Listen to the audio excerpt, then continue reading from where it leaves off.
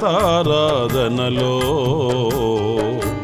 యేసయ్యా నీ కృపాధారమే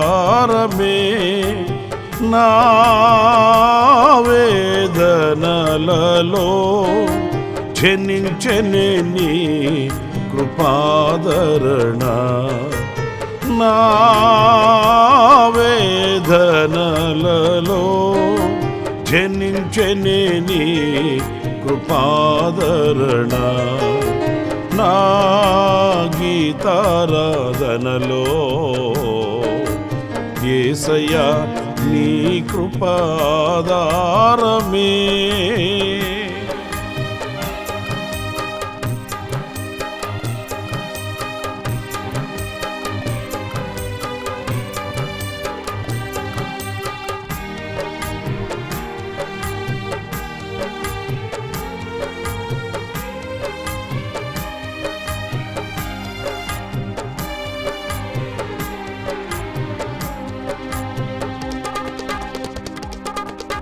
నీ కృప నాలో వ్యర్థము కాలేదు నీ కృపా వాక్యమే చేదైన వేరు ఏదైనా నాలో మొలవనివ్వలేదులే నీ కృప నాలో వ్యర్థము కాలేదు నీ కృపా వాక్యమే చేదైన వేరు ఏదైనా నాలో మొలవనివ్వలేదులే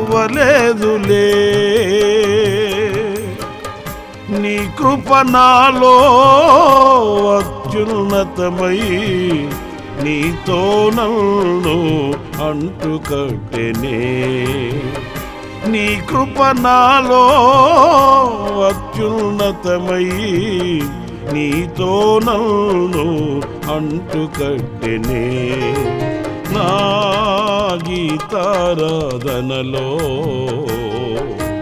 యేసయ్యా నీ కృపాధారమే నా వేదనలలో జనించెనే నీ కృపాదరణ నా వేదనలలో జనించెనే నీ కృపాదరణ నా గీతారాధనలో యేసయ్యా నీ కృపాధారమే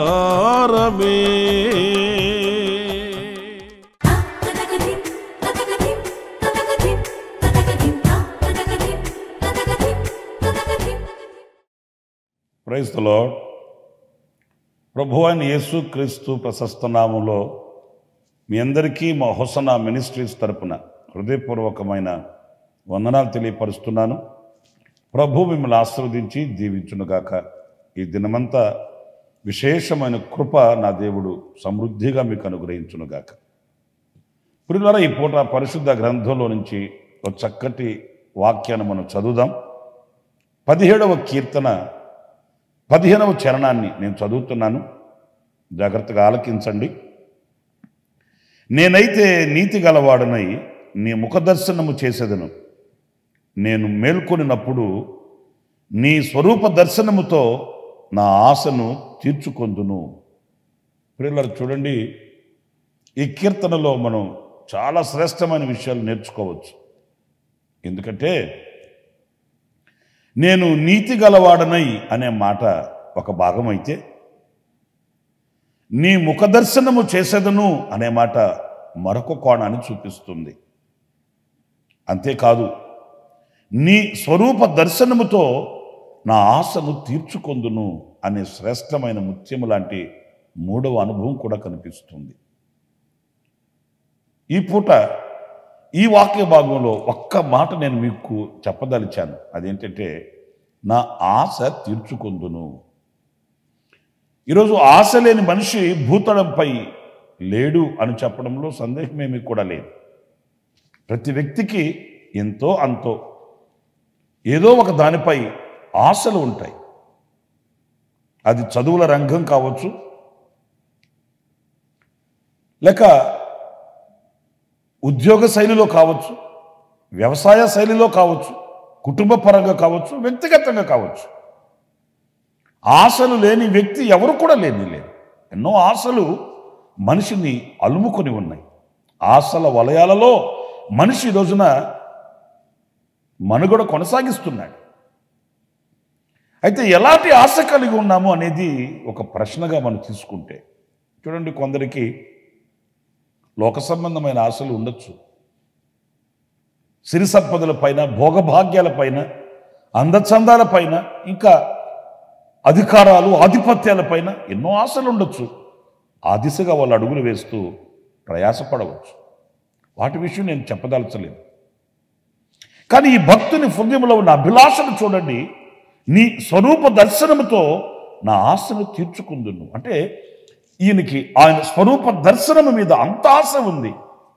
ప్రభుని చూడాలని, ఆయన స్వరము వినాలని, ప్రభు యొక్క ముఖకాంతిలో తమ బ్రతుకుని నడిపించుకోవాలన్న ఆ కాంక్ష, ఆ ఆశ చూడండి. ఈ రోజున ఎంతమందిలో ఇలాంటి ఆశ మనం చూడగలుగుతాము? ఎంతమందిలో ఇలాంటి ఆశ, కాంక్ష కలిగి బ్రతుకుతున్నారు అని మనం నిర్ణయించగలము? హృదయ రహస్యములను ఎరిగే దేవునికి తెలియాలి. మీరు 42వ కీర్తన మొదటి పల్లవిలో కూడా ఒక చక్కటి మాట మీరు చదువుతారండి. దుప్పి నీటి వాగుల కొరకు ఆశపడినట్లు, దేవా నీ కొరకు నా ప్రాణము ఆశపడుచున్నది. ఎంత శ్రేష్టమైన మాట అండి. దుప్పి నీటి వాగుల కొరకు ఆశపడినట్లు. నిజమే, ఒక దప్పిక కొనిన దుప్పి నీటి కొరకు ఎలా ఆశపడుతుంది? ఎంత కాంక్ష ఉంటుంది, ఎంత తృష్ణ ఉంటుంది, ఆలోచించండి. దప్పిక కొనిన దుప్పి నీటిని ఎంత ఆసక్తిగా వెతుకుతుంది. చూసి చూడనట్టు వెళుతుందా? దప్పిక ఉన్న దుప్పి నీటి వాగులను చూసి ఏముందిలే, ఎక్కడికి వెళ్తాయి ఏంటి, ఇక్కడే ఉంటాయి, మరలా వద్దాంలే, ఇప్పుడు అంత అవసరమా అన్నట్లు ఉంటుందండి. కొంచెం ఊట కనబడగానే, నీటి మడుగులు కనబడగానే పరుగులు తీస్తుంది. తన గుండెల్లో అంత ఆశ ఉంటుంది. ఎందుకంటే ఆ దప్పిక ఈ దుప్పికి. మరి దప్పిక ఉన్న దుప్పి నీటి వాగుల కొరకు అంత ఆశపడితే ఈ భక్తుడు ఎలా వర్ణిస్తున్నాడో చూడండి. నీ కొరకు నా ప్రాణము అంత ఆశపడుచున్నదయ్యా. ప్రియ దేవుని బిడ్డలారా, ఆధ్యాత్మికమైన లోతు అనేది అంతం ఉండదండి. లోతుకి అంతం లేదు. ఆ ఆశలలో మనం ఎంత లోతుకు వెళితే అంత మాధుర్యమైన ప్రపంచం మనకు కనిపిస్తుంది. అది ఆధ్యాత్మికమైన ప్రపంచమై ఉండాలి. అది ఆత్మ సంబంధమైన లోకమై ఉండాలి. ఆనాడు ఆ ఆత్మీయ అంతరిక్షములో ఉన్న సౌభాగ్యాన్ని మనం స్పృశించగలుగుతామండి. ఆయనను చూడాలని ఆశ, ఆయన స్వరూప దర్శనం మీద ఆశ, ఆయనతో ముచ్చటించడానికి, ఆయనను దర్శించడానికి, ఆయనతో కాలం గడపడానికి, ఆయనతో జీవించడానికి ఉన్న ఆ అభిలాష ఎంత శ్రేష్టమైనదో. మరి ఈరోజు ఈ వాక్యం ఎదుట మనం నిలబడితే మనం ఎలాంటి ఆశలు కలిగి ఉన్నాం, ఎలాంటి కోరిక కలిగి ఉన్నాం, ఎలాంటి అభిష్టం కలిగి ఉన్నాం అనేది మనం ఒక విమర్శ చేసుకోవాలి. ఇంకొక మాట కూడా నేను మీకు జ్ఞాపకం చేస్తాను. అది 63వ కీర్తన 2వ చరణాన్ని నేను చదువుతున్నానండి. నీ బలమును నీ ప్రభావమును చూడవలనని పరిశుద్ధాలయమునందు నేనెంతో ఆశతో నీ తట్టు కనిపెట్టి ఉన్నాను. ఆశతో కనిపెట్టి ఉన్నాడంట. నీ బలమును నీ ప్రభావమును చూడవలనని. ప్రియ సహోదరులారు, చూడండి, వాస్తవంగా మానవ నైజం ఎలా ఉంటుందంటే, నా బలము, నా పరాక్రమము, నా శక్తి, నా సామర్థ్యత, నాది, నేను అనే అహం మనిషిలో స్థిరపడి ఉంటుంది. ఏ పని దగ్గరకు వెళ్ళినా మన సామర్థ్యతను చూసుకుంటాము. మన బలాన్ని చూసుకుంటాము, మన శక్తిని చూసుకుంటాము. కానీ మన ఎదుట ఉన్న ప్రతిదీ నా దేవుని ప్రభావము చేత, నా దేవుని బలము చేత నేను చేయగలగాలని దేవుని బలమును ప్రభావమును మనం వెతకగలుగుతామా? ఆశ కలుగుతామండి. ఆశ ఉంటుందండి మనకు. ఈ భక్తుడు చూడండి, నీ బలము నీ ప్రభావమును చూడవలెనని నీ పరిశుద్ధాలయమునందు నేను ఎంతో ఆశతో కనిపెట్టుకొనిచున్నానయ్యా. దేవుని బలం ఎలాంటిది, దేవుని యొక్క ప్రభావం ఎలాంటిది? మనిషి జ్ఞానమునకు మించింది. ఆయన ప్రభావ మహిమల చేత, ఆయన బాహుబలము చేత, ఆయన పరాక్రమము చేత ఐగుప్తుల నుంచి ఇశ్రాయేలీయులను ఆయన విడిపించి తీసుకుని వచ్చాడు. రాజు కఠోరమైన మనసు కలిగిన వాడై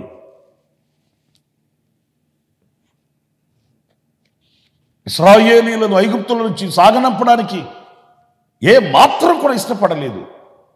కఠినాత్ముడైన ఫరో యొక్క సైన్యాన్ని దేవుడు శక్తిహీనులుగా మార్చి జలసంద్రంలో వారిని కప్పివేశాడు.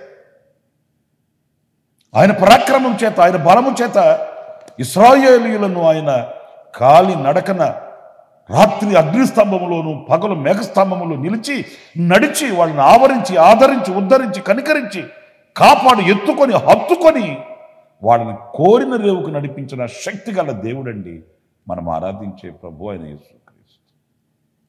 ఆయన బలము, ఆయన పరాక్రమము కొలవ వీలు కాదు. అందుకే ఈ కీర్తనకారుడు నీ బలమును నీ ప్రభావాన్ని చూడాలయ్యా. వేకువనే లేస్తున్నాడట. దేవానా దేవుడవు నీవే అని స్తుతిస్తున్నాడు. ఎందుకు? నా పరాక్రమము నా బలము కాదు. ఈ దినమంతా నీ బలాన్ని నేను చూడాలి. ఈ దినమంతా నీ పరాక్రమమును నేను చూడాలి. ఈ దినమంతా ఈ ప్రతి పరిస్థితుల్లో నీ పరాక్రమము నా యెడల ప్రత్యక్షం కావాలన్న ఆశ కలిగిన వ్యక్తి ఇదిగో ఈ కీర్తనకారుడు. ప్రియ సహోదరులారా, మనం ఎందుకు ఓటమి పాలవుతున్నాము? అపజయాల మయముతో ఎందుకు కన్నీళ్లు కారుస్తున్నాము? అసాధ్యమైన వాటిని ముందు పెట్టుకొని ఎందుకు అలసి సొలసి సొక్కిపోతున్నాము? దేవుని బలాన్ని కోరుకోక, ఆయన ప్రభావాన్ని ఆశించక, మరి ఈ రోజున అసాధ్యమైన వాటిని సుసాధ్యపరచగలిగిన ఆయన ప్రభావాన్ని వేడుకుంటే, ఆయన బలాన్ని చూడాలన్న ఆశ నీకు కలిగితే, ఇదిగో ఈ మాటలు వింటున్న ఈ క్షణాన ఆ బలమును ఆయన ప్రభావాన్ని చూడ ఆశ కలిగి ప్రభు సన్నిధిని వేడుకొని ఆయన సన్నిధిలో గనక ఆయన మీద ఆనుకొని ఆధారపడితే నిశ్చయముగా ఇంతవరకు నీకు ఏది అసాధ్యం అనుకున్నావో అవి సాధ్యమవుతాయి. ఏది నేను చేయలేను అని అనుకున్నావో అది చేయగలుగుతావు. ఏది నా వల్ల కాదని అలసి భయపడిపోయావో అందులో ఒక గొప్ప ఘన విజయం కలుగుతుంది. ఎన్నడూ ఎప్పుడు ఎక్కడ చవి చూడని ఒక శ్రేష్టమైన అనుభూతి నీ వశం అవుతుంది. ఆయన బలము, ఆయన ప్రభావాన్ని చూడ ఆశ కలిగి ఉండాలి. ఇంకొక చిన్న మాట కూడా నేను మీకు జ్ఞాపకం చేస్తాను. అదేంటంటే 84వ కీర్తన 2వ చరణాన్ని నేను చదువుతున్నానండి. యెహోవా మందిరావరణములను చూడవలెనని నా ప్రాణము ఎంతో ఆశపడుచున్నది, అది సొమ్మసిల్లుచున్నది. చూడండి, ఇక్కడ 3వ అనుభవం ఏంటంటే ఆయన మందిర ఆవరణమును చూడవలనని ఆశ. ఈ మాటలు కొంచెం వింతగా ఉంటాయండి మనకు. కొన్ని విహారయాత్రలలో కొన్ని ఘనమైన స్థలాలు చూడాలని, అమెరికాకి వెళ్ళాలి, అమెరికా చూడాలి, లేకపోతే ఊటీ వెళ్ళాలి, నేను అక్కడికి వెళ్ళాలి, నేను ఇక్కడికి వెళ్ళాలి, అది చూడాలి, ఇది చూడాలని అందరికీ ఆశ ఉంటుంది. విహారయాత్రలలో ఆనందించడానికి అందరు ముందడుగు వేస్తారు. అదే సందర్భంలో దేవుని మందిరానికి వెళ్ళాలి, దేవుని మందిరాన్ని చూడాలని ఎవరికైనా అంత ఆశ ఉంటుందండి? ఎంత నిర్లక్ష్య స్వభావమో! వారానికి ఒక్క పూట దేవుని మందిరానికి వెళ్ళి ఆరాధన చేసుకోవాలన్నది కూడా చాలా కష్టతరంగా ఉంటుంది. కానీ ఈ భక్తుని గుండెల్లో ఉన్న కాంక్ష చూడండి, ఆశ చూడండి. ఆయన మందిర ఆవరణమును చూడవలెనని ఆశ. ఎప్పుడు నేను దేవుని మందిర ఆవరణమును చూస్తాను, ఆయన ఆవరణంలో నేను ఎప్పుడు నిలుస్తాను. నా ప్రియులారా, ఎందుకని ఆయన ఆవరణం మీద అంత ఆశ అంటే ఆయన సన్నిధిలో సంపూర్ణమైన సంతోషం ఉంది. ఆయన మందిరంలో నాటబడిన వారు వర్ధిల్లుతారు. ఏ విషయంలోనైనా వాళ్ళు వర్ధిల్లుతారు, అభివృద్ధి కలుగుతుంది. అంచెలంచెలుగా దీవించబడి అందరి కృపలో దాచబడి ఒక ఉన్నత స్థానానికి వెళ్ళగలుగుతారు దేవుని మందిర ఆవరణములో నాటబడిన వ్యక్తి. అంతేకాదు, ఆయన మందిరము ఆయన మహిమతో నింపబడినది. దేవుని మహిమతో నింపబడింది. దేవుని మందిర ఆవరణాన్ని, దేవుని పరిశుద్ధమైన ఆలయాన్ని మనం తక్కువ అంచనా వేయకూడదండి. అది ఆయన నివాస స్థలం, అది ఆయన మహిమ నివసించు ప్రదేశం. అది ఆ మందిర ఆవరణమును చూచి ఆయన మందిరములో ఉన్న మేలులు, ఎన్నో మేలులు ఉన్నాయండి. మేలులు అక్కడే ఉన్నాయి, సంపూర్ణమైన సంతోషం అక్కడే ఉంది, అభివృద్ధి అక్కడే ఉంది. మరి రోజున ఇన్ని ఆశీర్వాదాలు కలిగిన ఆ మందిర ఆవరణమును చూడవలనని ఆశతో ఉన్నామా? లేకపోతే కొందరిని అడగండి, ఎప్పుడు వెళ్ళారండి దేవుని మందిరానికి అంటే మేము క్రిస్మస్ పండగకి వెళ్ళామండి అని చెబుతారు. మరలా ఎప్పుడు వెళ్తారండి అంటే మరలా క్రిస్మస్ పండగ రావాలి కదండి. కొంతమంది వెళ్తారు దేవుని మందిరానికి ఎప్పుడు అంటే వాళ్ళకి అన్ని సౌఖ్యంగా ఉన్నప్పుడు వెళ్తారు. మరికొంతమంది వెళుతారు దేవుని మందిరానికి ఎప్పుడైనా కష్టం వచ్చినప్పుడు వెళతారు. ఇవన్నీ చాలా బాధాకరమైన విషయాలు. కానీ ఒక భక్తుని గుండెల్లో ఉన్న ఆశ చూడండి, నీ మందిర ఆవరణమును చూడాలని. మరి మనం ఎలాంటి ఆశ కలిగి ఉన్నాము? ఏం చూడాలని ఆశ కలిగి ఉన్నాము? వేటి మీద ధ్యాస కలిగి పరుగులు తీస్తున్నాము? ఆయన మందిరం యొక్క విలువ మనకు తెలుసా? చూడండి, దావీదు మహారాజును గురించి ఒక మాట నేను మీతో చెప్తాను. ఆయనకి రాజుకోట ఉంది, రాజ భోగభాగ్యాలు ఉన్నాయి. రాజుగారికి తక్కువ అయినది ఏమీ కూడా లేదు, మనందరికీ బాగా తెలుసు. చెలికాళ్ళు ఉన్నారు, పనివారు ఉన్నారు, దాసదాసీలు ఉన్నారు. ఆయనకి కాలయాపన కొరకు నర్తనశాల ఉంటుంది. ఇంత సౌభాగ్యం కలిగిన ఆ మహారాజు నేను చిరకాలం యెహోవా మందిరములో నివాసం చేస్తాను అన్నాడే, ఆ మాట ఆంతర్యం ఏంటి? ఆయనకి రాజభోగభాగ్యాలలో లేని ఆనందం దేవుని మందిరములో దొరికింది. ఆయనకు కలిగిన సిరి సంపదల్లో, అధికారాలలో, ఆధిపత్యంలో లేని సంతోష సమాధానాలు, విశ్రాంతి, ప్రశాంతత, క్షేమము దేవుని మందిరంలో దొరికింది ఆయనకి. అందుకే నాకు ఆ కోట ఉంది, నాకు ఇంత ధనం ఉంది, ఇంత బలం ఉంది కనుక నాకేం తక్కువ లేదు అని అనుకోవట్లే. నీ మందిరములో చిరకాలము నేను నివాసం చేస్తాను. ఇంకొక మాట చెప్పనా? చిరకాలము నేను నీ మందిరములో నివాసం చేస్తాను కనుక కృపాక్షేమాలు నా వెంట వస్తాయి. దేవుని మందిర ఆవరణ మీద ఆశ కలిగిన వానికి కృపాక్షేమాలు వెంటాడుతాయి, కృపాక్షేమాలు తోడుంటాయి. దేవుని మందిరము యొక్క దీవెన, నీ మందిరములో పిచ్చుకలకు నివాసం ఉన్నదే, నాకు తలదాచుకోవడానికి నాకు నీ మందిర ఆవరణములో స్థలం కావాలన్న కాంక్ష దావీదు గుండెల్లో మనం చూస్తామండి. ఆయన గడప దగ్గర కాచుకొని ఉంటాను అన్నాడు. నా ప్రియ సహోదరులారా, అలాంటి అభిలాష ఆధ్యాత్మికమైన విలువలకి మనం తీసుకుని వెళుతుంది. అంతేకాదు, దేవుని మందిర ఆవరణములో ఉన్న మేలులతో మనల్ని నడిపిస్తుంది. 3 విషయాలు నేను మీతో చెప్తూ వచ్చాను. ఆయనను చూడాలని, ఆయన ముఖదర్శనం కొరకై ఆశ.